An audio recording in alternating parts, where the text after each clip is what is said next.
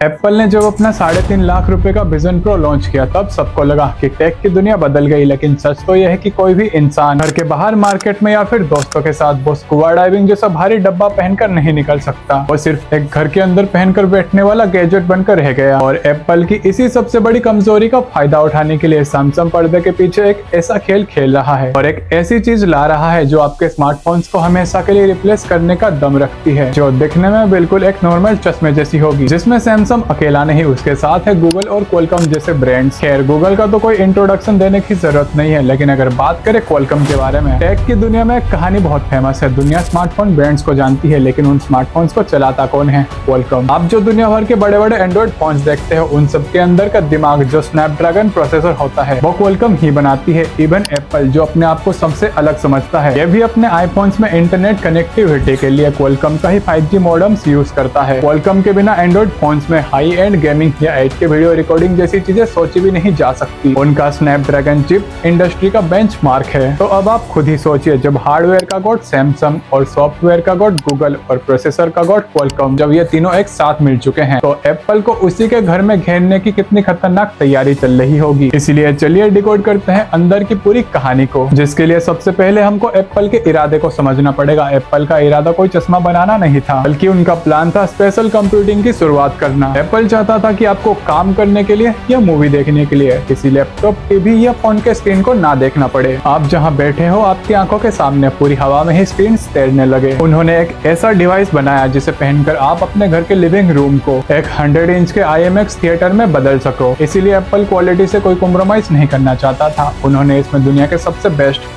Micro OLED displace लगाए, जिसमें 4K TV से भी ज्यादा पिक्सल्स हैं और साथ ही साथ 12 कैमरास, 5 सेंसर्स और अपना सबसे पावरफुल M2 कंप्यूटर चिप भी लगाया। पर उनकी यही चीज उनके लिए सबसे बड़ी दिक्कत वाली बात बन गई, इतना सब कुछ एक ही डिवाइस में ठूसने की वजह से। इसका वेट लगभग 600 से 650 ग्राम हो गया, जो कि एक बड़े आईपैड को अपने चेहरे पर बांधने जैसा है। इसी वजह से यह पहनकर घूमने या घर के बाहर निकलने लायक नहीं रहा। लेकिन कहानी सिर्फ यही खत्म नहीं होती। सैमसंग सिर्फ एप्पल की कमजोरी का फायदा नहीं उठा रहा, बल्कि वो एप्पल के इसी विजन को अलग ही नेक्स्ट लेवल पर लेकर जा रहा है। सैमसंग इस बात को पूरी तरह से जानता है कि जंग सिर्फ टेक्नोलॉजी की नहीं, बल्कि फैशन की भी है। कि चश्मा चाहे जितना भी स्मार्ट हो जाए, आखिर वो लगेगा तो इंसान के चेहरे पर ही, और अगर वो दिखने में अजीब लगा तो कोई भी उसे पहनकर नहीं निकलेगा। इसीलिए लुक्स और स्टाइल के साथ जीरो कॉम्प्रोमाइज करने के लिए सैमसंग ने दुनिया की सबसे बड़ी और प्रीमियम चश्मा बनाने वाली कंपनी SLR लक्सोटिका के साथ हाथ मिला लिया है। हाँ, ये वही कंपनी है जो रेबन और ओकले जैसे टॉप टियर ब्रांड्स के लिए चश्मा बनाती है। आप मार्केट में जितने भी लग्जरी ब्रांड्स देखते हो, उनके चश्मे यही अकेली कंपनी तैयार करती है। पूरी दुनिया की 80% प्रीमियम आईवेयर पर इसी का कब्जा है। यहाँ तक कि सैमसंग से पहले मार्क जकरबर्ग की कंपनी मेटा ने जब अपने smart glasses Meta Ray-Ban smart glasses निकाले थे, तब उन्होंने भी इसी कंपनी के साथ हाथ मिलाया था। वो ग्लासेस मार्केट में इतने बड़े हिट रहे कि लोग सिर्फ उसे उसके टेक के लिए नहीं, बल्कि उसके कूल और क्लासी लुक्स के लिए भी खरीद रहे थे। लेकिन कूल और क्लासी लुक से हटकर इस टॉपिक का सबसे बड़ा प्लस पॉइंट यही है कि इसमें जार्विस वाली फीलिंग है, आयरन मैन का AI असिस्टेंट। मार्वल की मूवीज में हमने हमेशा देखा है कि टोनी स्टार्क जैसे ही अपना चश्मा पहनता है, उसका आयरन मैन मोड एक्टिव हो जाता है। हवा में फ्लोटिंग स्क्रीन उड़ने लगते हैं, रियल टाइम स्कैनिंग और एक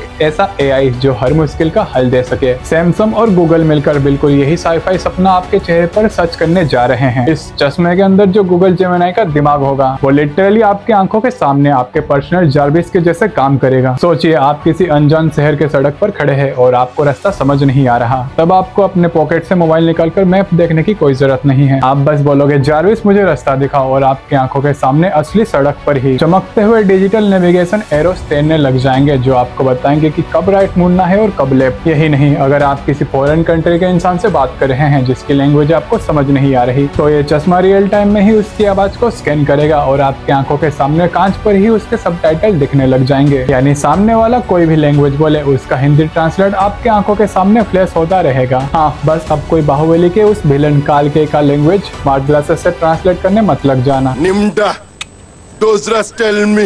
सोचो अगर आप अपने घर में अपने बाइक की चाबी कहीं रखकर भूल गए हो। नॉर्मल लाइफ में आप बस चाबी को घंटों घंटों ढूंढते रह जाते, लेकिन इस चश्मे को पहनने के बाद बस आपको हवा में पूछना है कि मैं अपनी चाबी कहाँ भूल गया। तब ये चश्मा पिछले कुछ घंटों के विजुअल मेमोरी को स्कैन करेगा, क्योंकि ये सब देख रहा था, और आपकी आंखों के सामने फ्लैश कर देगा कि बॉस चाबी फ्रिज के ऊपर रखी है। और पता है इसका सबसे बड़ा प्लस पॉइंट क्या है? एप्पल ने जो अपना विजन प्रो बनाया तब उसने उसको एक जाल के जैसा बना दिया, क्योंकि अगर आपके पास एप्पल मैक या फिर एप्पल की बाकी चीजें नहीं है तो आप इसे ढंग से यूज नहीं कर सकते। और यहाँ सैमसंग और गूगल ने पूरा पासा ही पलट दिया, क्योंकि ये चश्मा किसी एक अकेले ब्रांड का गुलाम नहीं होगा। चाहे आपके पास किसी भी कंपनी का एंड्रॉइड फोन हो या फिर आप इसे बिना फोन के भी चला सकते हैं। जहां एप्पल ने अपने विजन प्रो का प्राइस 3.5 लाख रखा था, वहीं लीक्स के मुताबिक गूगल और सैमसंग एक नॉर्मल प्रीमियम स्मार्टफोन्स के प्राइस में लॉन्च करने वाले हैं, जो कि ये 2026 के एंड और 2027 के स्टार्टिंग में मार्केट में देखने को मिल सकता है। तो अब आप खुद ही बताइए, क्या आप आने वाले वक्त में अपने स्मार्टफोन्स को छोड़कर रियल लाइफ जारविस वाले चश्मे पर शिफ्ट होना चाहोगे? कमेंट में जरूर बताना। और अगर इस वीडियो की डीप रिसर्च आपको पसंद आई हो तो वीडियो को लाइक करना और चैनल को सब्सक्राइब करना मत भूलना।